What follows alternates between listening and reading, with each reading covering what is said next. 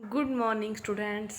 मैं करमजीत अपने class ninth की साइंस को शुरू कर रखा है और उसका जो पहला लेसन है हमारे चारों ओर के पदार्थ, उसके बारे में अपने पढ़ चुके हैं, जान चुके हैं। अपने करना है दूसरा लेसन कि क्या हमारे आसपास के जो पदार्थ हैं वो शुद्ध हैं या नहीं, और है तो अपने को कैसे पता चलता है कि कौन सा पदार्थ शुद्ध है और कौन सा अशुद्ध है। इसी के बारे में अपने इस पाठ में पढ़ेंगे। चलो अपने शुरू करते हैं अपना पाठ।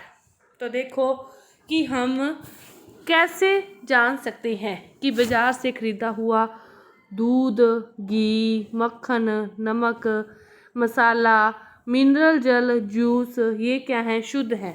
कि अपने बाजार से डेली जीवन में बहुत सारी चीज़ें खरीदते हैं, तो अपने कैसे जान सकते हैं कि वो शुद्ध हैं या अशुद्ध हैं। तो अपने जो भी डिब्बे जैसे इस प्रकार खरीदते हैं, घी के ऊपर लिखा होता है शुद्ध घी, नमक शुद्ध नमक और शुद्ध दूध। तो क्या इन लिखे होने से ही अपने को पता चल जाता है कि ये शुद्ध है? क्या इनमें कोई मिलावट नहीं होती? तो ऐसा नहीं होता कि अपने जो भी चीज़ खरीदें वो शुद्ध हो, उनमें बहुत सारी मिलावटें होती है।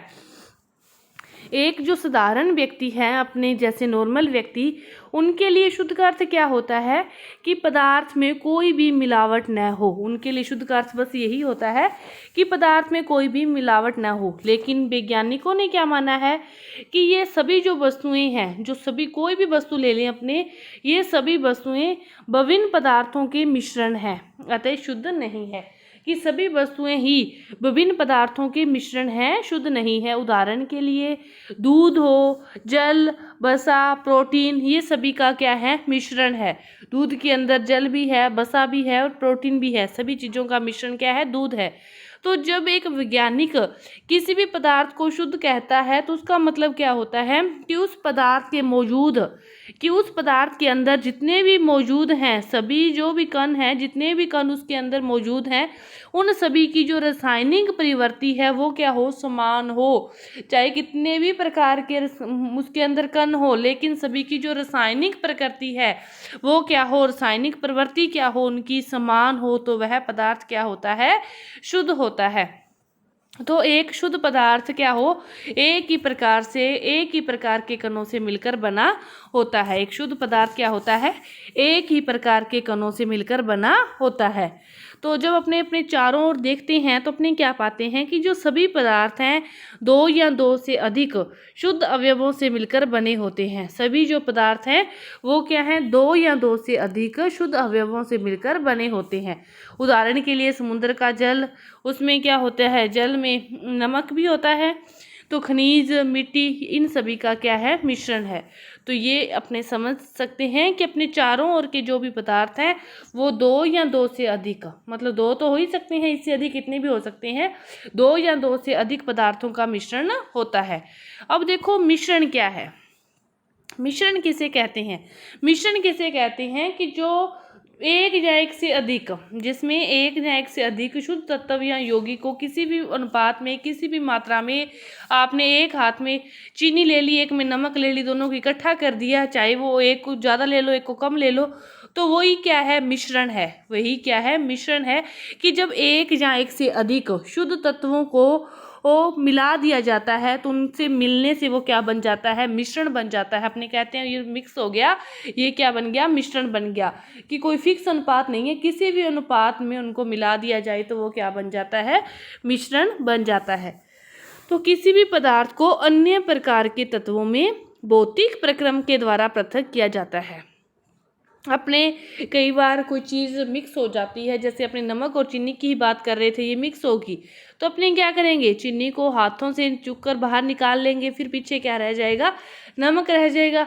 इसी प्रकार चाहे कोई भी चीज़ हो, किसी प्रकार का मिश्रण हो, फिर उसको अलग करने के लिए कोई ना कोई विधि को अपनाना पड़ता है, कोई ना कोई भौतिक प्रक्रम के द्वारा उन्हें पृथक कई बार नहीं भी किया जा सकता, तो अपने उसे किसी न किसी विधि के द्वारा हम उसको अलग करते हैं। जैसे अपने क्या जानते हैं कि जल में यदि सोडियम क्लोराइड घुला हुआ हो, नमक घुला हुआ हो, तो फिर इसको किस विधि के द्वारा अलग करते हैं? इसको आसवन विधि के द्वारा फिर जल से पृथक किया जाता है। या बाष्पीकरण के द्वारा भी इसको अलग किया जा सकता है कि आप उसको ऊष्मा दो, इतनी ऊष्मा दो कि उसके अंदर का जो पानी है वो क्या हो, वाष्प बनकर वाष्प के रूप में परिवर्तित होकर बाहर निकल जाए, ऊपर चला जाए, तो नीचे फिर क्या बच जाएगा? नमक बच जाएगा।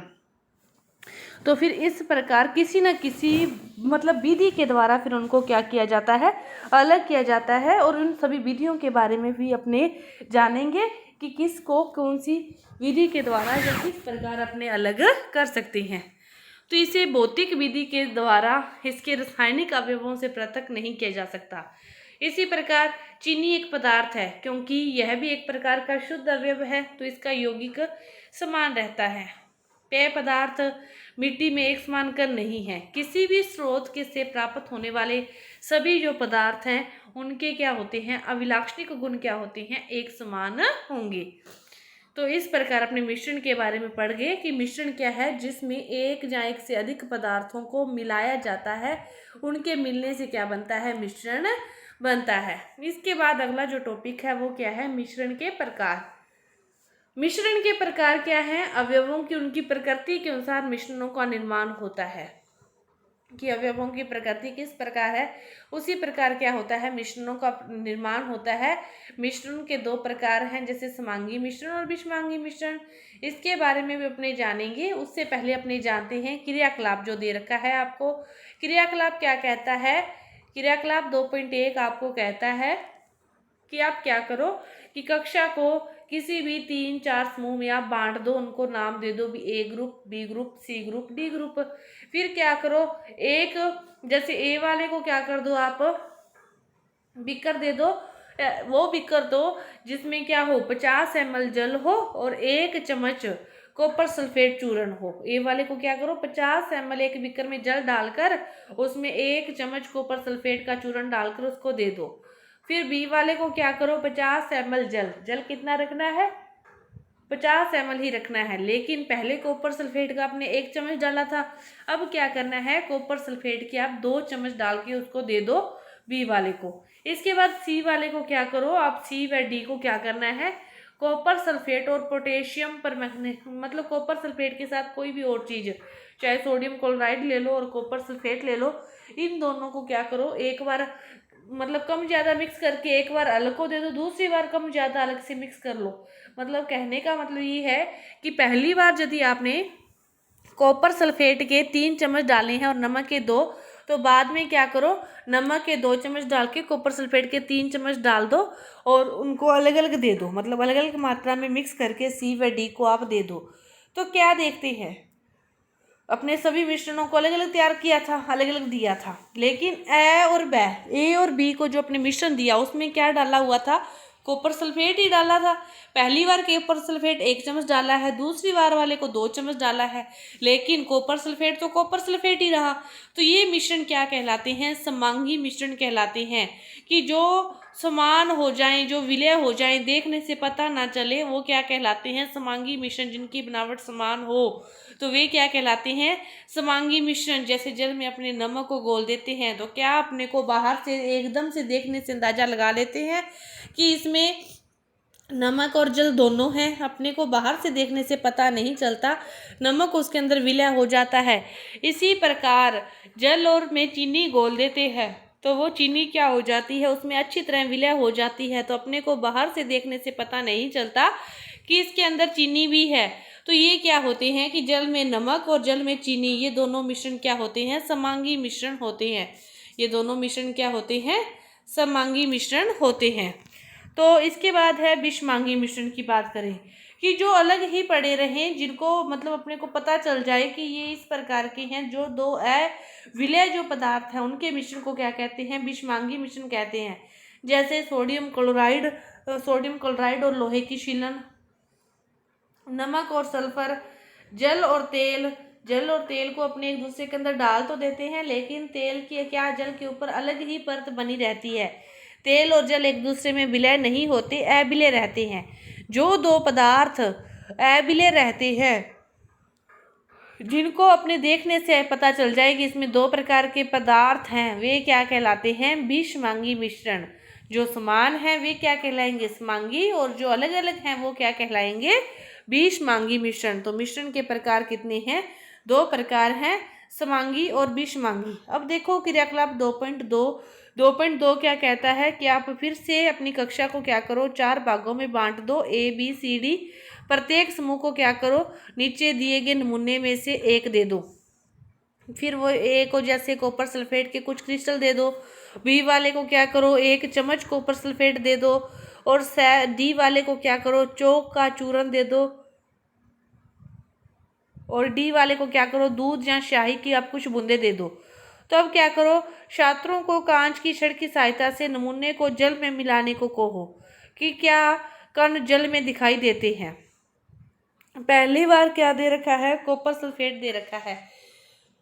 दूसरे वाले को क्या दे दिया, कॉपर सल्फेट 1 चम्मच दे दिया। तीसरे वाले को चौक का चूर्ण या गेहूं का आटा, और चौथे वाले को स्याही की कुछ बूंदी। अब उनको कह दिया कि इनको पानी में मिला लो, और पानी में मिलाने के बाद देखो कि इनके जो कण हैं वो पानी में दिखाई देते हैं या नहीं देते। और आप फिर क्या करो, टॉर्च से प्रकाश की किरण को क्या करो, बीकर पर डाल लो, तो इसको सामने से देखे तो क्या प्रकाश की किरण का जो मार्ग है वो दिखाई देता है। तो अब मिश्रण को कुछ समय तक आप छोड़ दो। छोड़ने के बाद इस बीच मिश्रण को छानने वाले उपकरण को आप तैयार रख लो। अपने कोई भी चीज़ होती है, पानी में रेत मिल जाती है तो अपने क्या कहते हैं, कुछ टाइम के लिए पानी को रख दो। जो उसके बारीक कण होंगे वो कहाँ बैठ जाते हैं, नीचे बैठ जाते हैं, और ऊपर से अपने पानी को दूसरे बर्तन में निकाल सकते हैं। उसी तरह आप छानने का उपकरण तैयार करके जब मिश्रण स्थिर है या फिर कुछ समय रखने पर जब नीचे वो बैठना शुरू कर देते हैं, तब मिश्रण को क्या करो, छान लो, और क्षणक पत्र पर कुछ शेष भाग बच जाता है। तो क्या कक्षा में परिणामों पर चर्चा पर इस क्रिया पर एक मत बनाने का प्रयत्न करो। समूह जो A और B है वो तो एक विलयन पाते हैं। स वाला एक निलंबन और द वाला एक कुलाइडी विलयन पाता है।